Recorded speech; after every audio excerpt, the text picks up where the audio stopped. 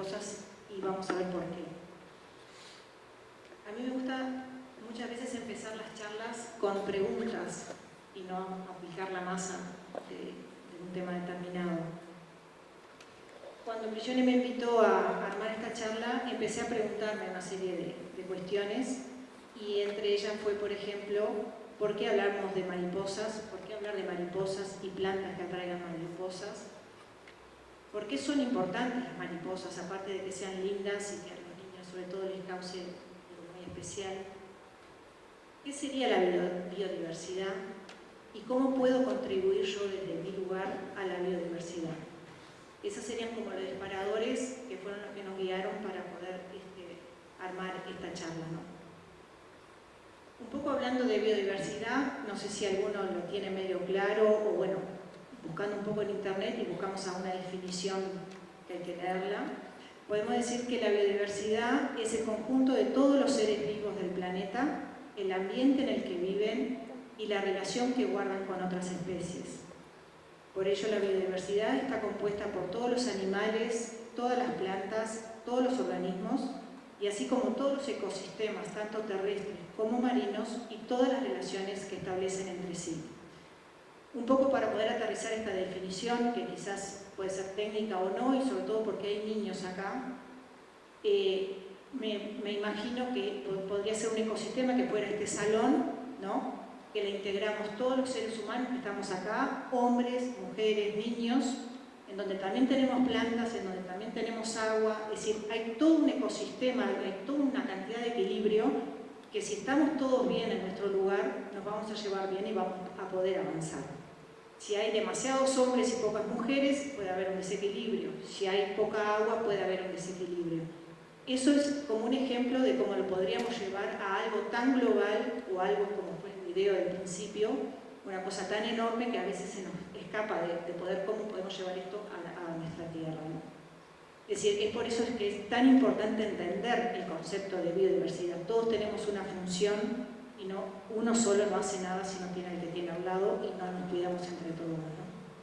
Ese es un poco el mensaje principal de lo que sería la biodiversidad. Como vimos en el video, hay muchos factores que alteran este ecosistema. Uno es el cambio climático, que lo acabamos de ver. Otro puede ser, hay miles, ¿no? Pero otro podría ser el avance de las especies invasoras, especies exóticas. Y ahí vamos a la famosa discusión, bueno, ¿qué significa una especie invasora? En pocas palabras puede ser aquella especie que crece de forma tan desorbitada que me va a achicar aquella especie que yo sí la preciso y que es chiquitita y no va a poder con esa cosa grande.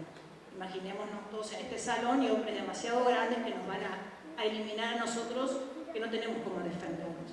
Esas serían las especies invasoras que van a no dejar crecer a las especies nativas nuestras. Otro aspecto sería la contaminación, que se habla muchísimo. El aumento de las zonas urbanas, eso se ve en las grandes ciudades, cómo han ido creciendo. Por ejemplo, enfrente tenemos a Buenos Aires, la gente por huir de la capital se está yendo a los alrededores y por ejemplo en el delta del Tigre, que era un lugar de un ecosistema riquísimo, lo han ido rellenando y se están extendiendo y es una ciudad que crece y vas por las calles del delta y tenés a los carpinchos. Y la gente está furiosa con los carpinchos porque no pueden tener sus jardines porque los carpinchos le comen todas las plantas. ¿Quién está mal ahí? Es decir, la gente tiene que vivir en algún lugar, pero los pobres carpinchos tampoco tienen la culpa. Es decir, el aumento del crecimiento de nosotros mismos también está provocando un cambio en este mundo, ¿no? Otro factor sería el aumento de las zonas para explotación agrícola, que también no nos podemos poner fundamentalistas y decir, bueno, ahora no vamos a hacer más arroz, ahora que estamos en una zona arrocera, porque también contamina. Es decir, el mensaje es que hay que pensar en qué podemos hacer nosotros frente a todos estos factores que son externos a nosotros mismos y cómo podemos contribuir. Todo esto va a provocar entonces una pérdida de biodiversidad. Entonces, nosotros sentados, ¿qué podemos hacer desde nuestro lugar? Una posible respuesta puede ser reducir la cantidad de desechos, de residuos orgánicos.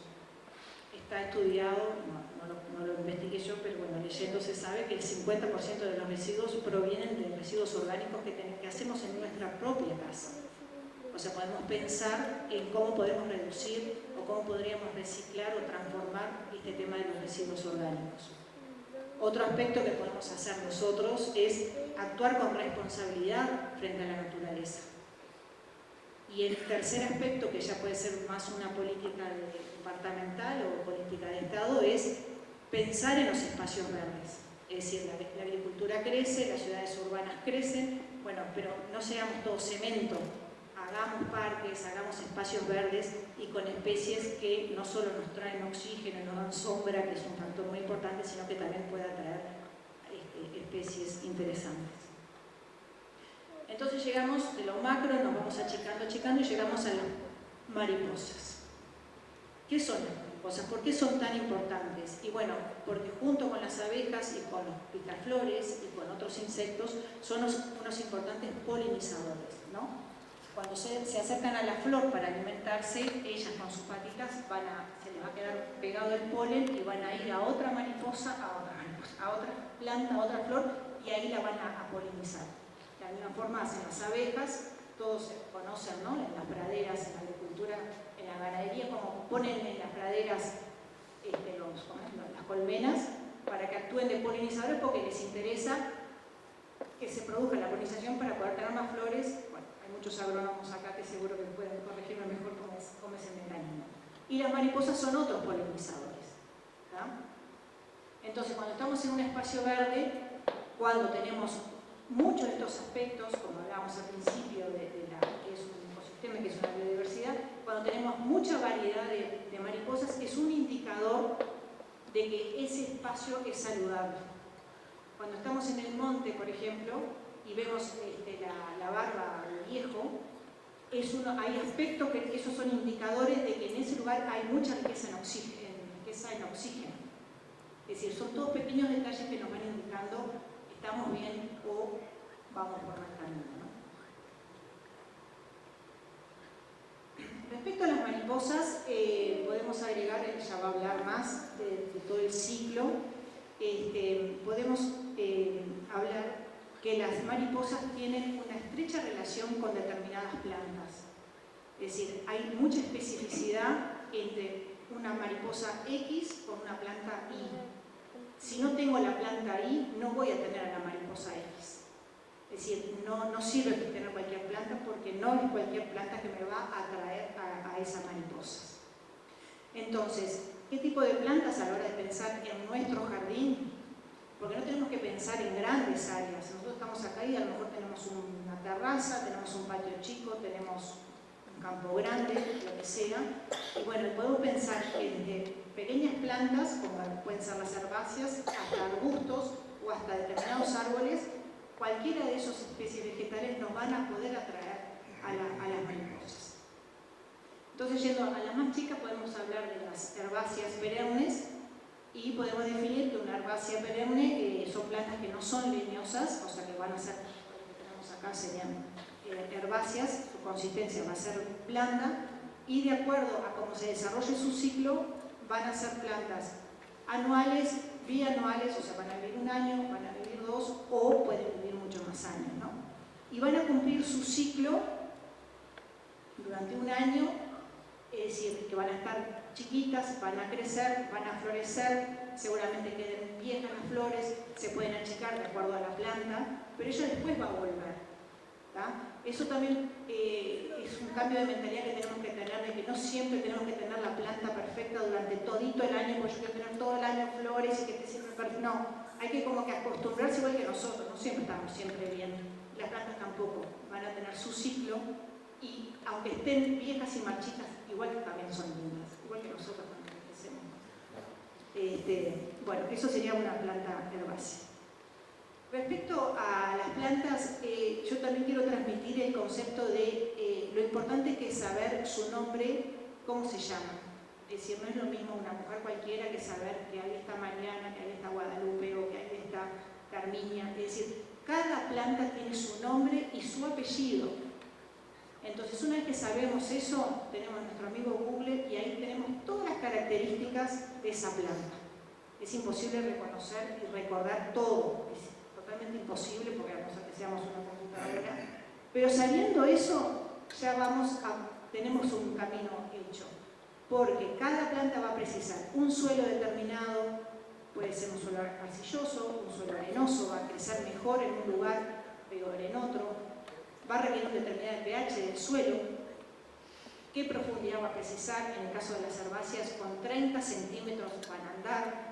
Hay veces que vienen al vivero y una planta de ese tamaño me la quieren poner una macetita de 10 centímetros y no es esa la planta que tú precisas, es otro tipo. Por eso es importante saber cómo se llama, ¿no? Otro cuidado que hay que tener con las herbáceas es que en la huerta, es un concepto nuevo también hablando de la biodiversidad, de que ya no se usa carpir el suelo. A nosotros nos gusta tener el jardín perfecto, que no haya yuyos, y entonces intentamos carpir. Bueno, se está estudiando que hoy hay que cuidar mucho el suelo, no solo la planta, sino el suelo.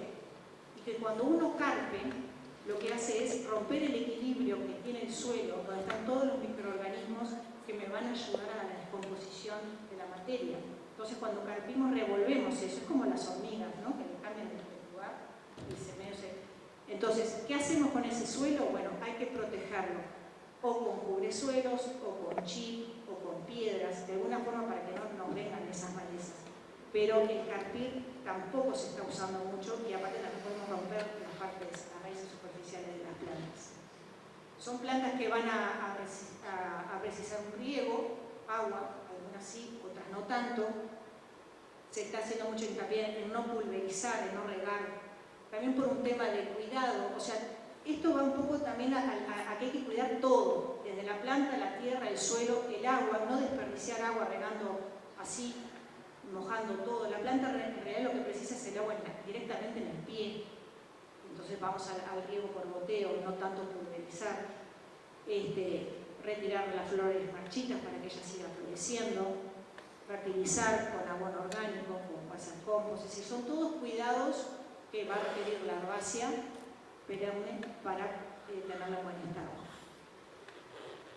Y vamos al tema, que es una pregunta, otra pregunta más. ¿Qué pasa con las mariposas y las plantas cuando no hay precipitaciones, cuando no llueve? ¿Quién puede aclarar algo para ser un poco más ameno esta charla? ¿Qué pasa cuando no llueve?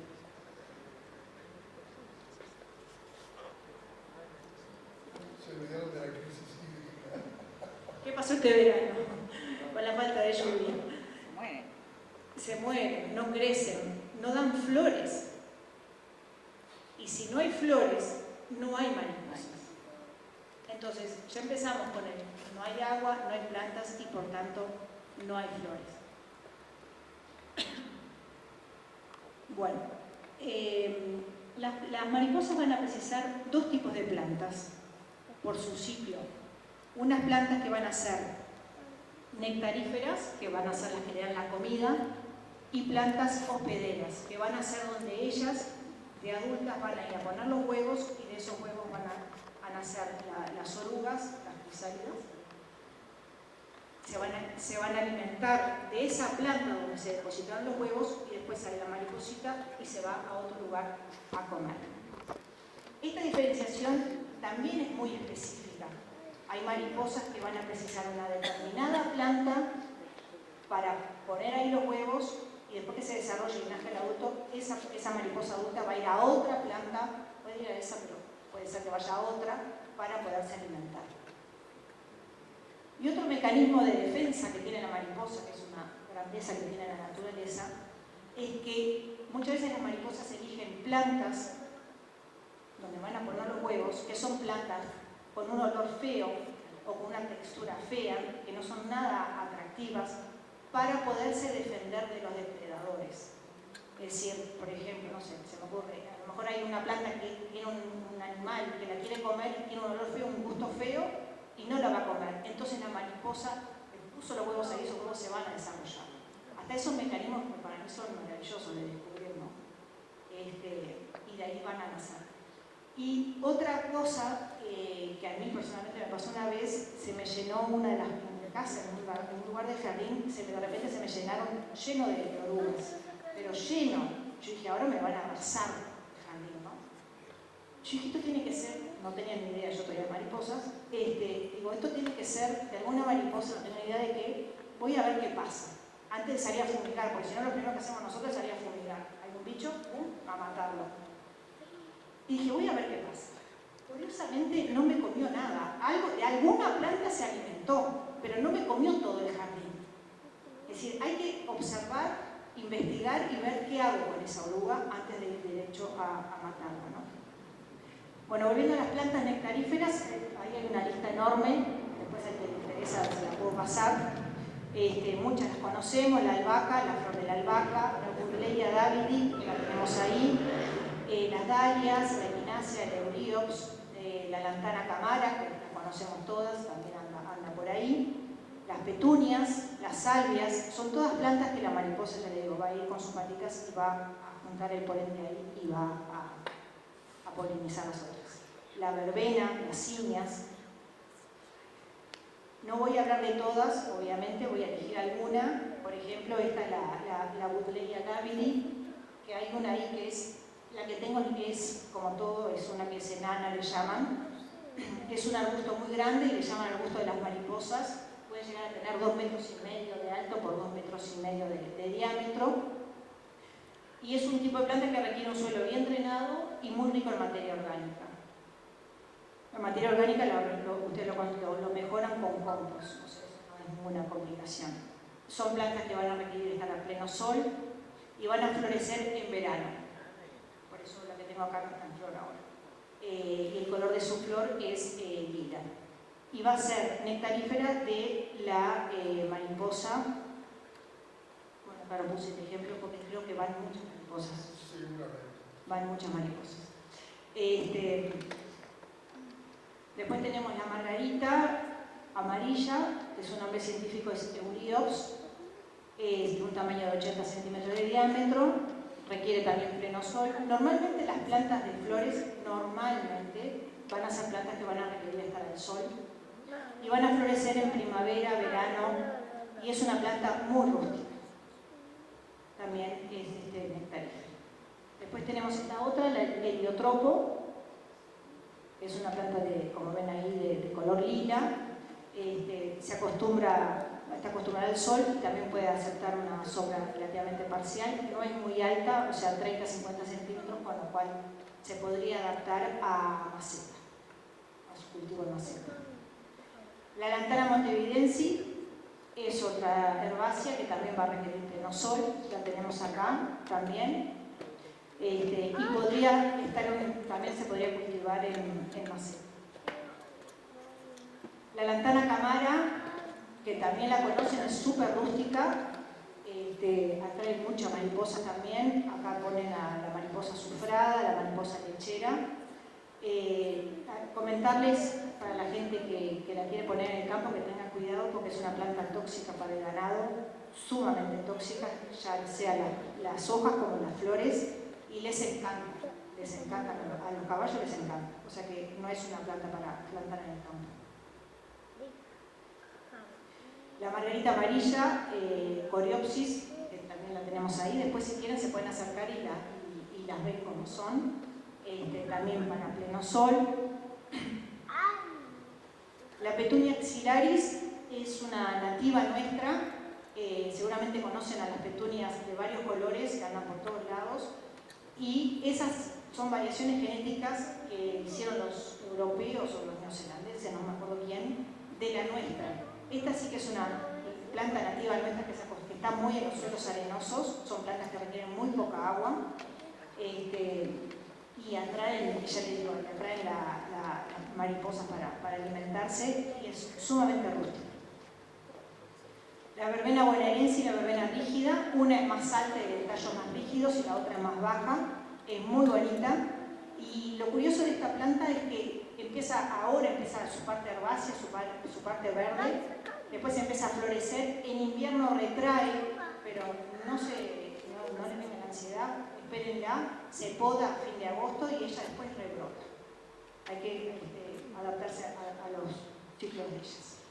Después tenemos las plantas hospederas, que como les contaba es donde ellas van a ir como adultos a poner sus huevos. Tenemos una lista grande también. Tenemos las asclepias, el eupatorium, la margarita punzó, tenemos el limonero, la marcela, también es una planta hospedera. Árboles nativos o arbustos nativos nuestros, tenemos el plumerillo rosado, que también es una planta hospedera, el tala, el tepetarí, y también puse como curioso la ruda, la flor de la ruda, ya sea macho o hembra, también va a ser una planta hospedera.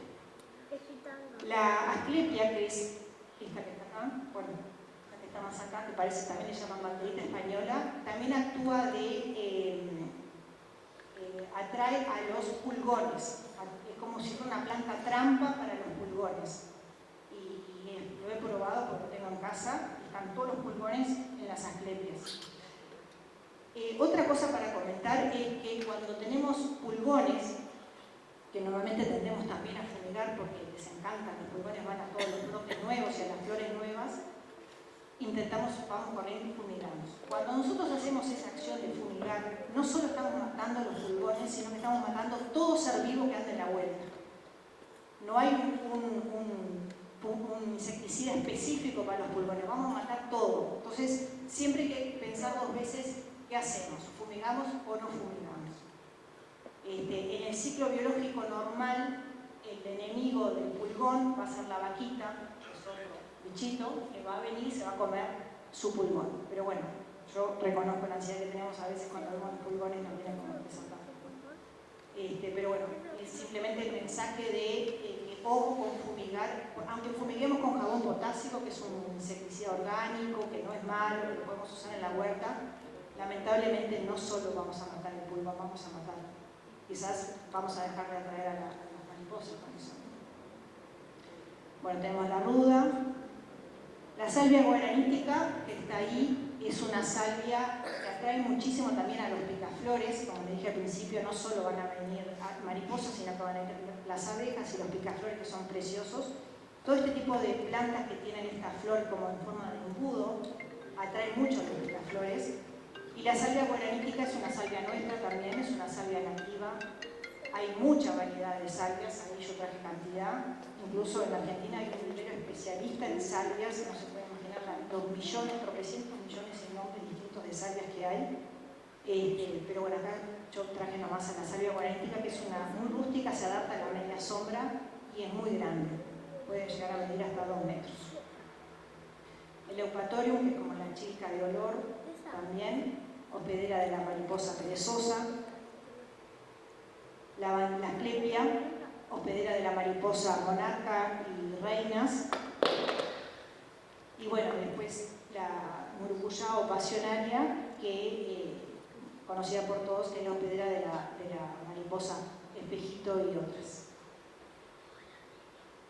Acá tenemos más fotos de ejemplos, por ejemplo, el plumerillo rosado, nativo nuestro, que es hospedera también de otras mariposas, la asclepia y la aristolaquia triangulares también. Bueno, estos son más fotos, nomás las cosmos, las equináceas, son todas herbáceas que van a servir para las mariposas. Bueno, muchas gracias por la atención y en el brillo en el alma de las mariposas.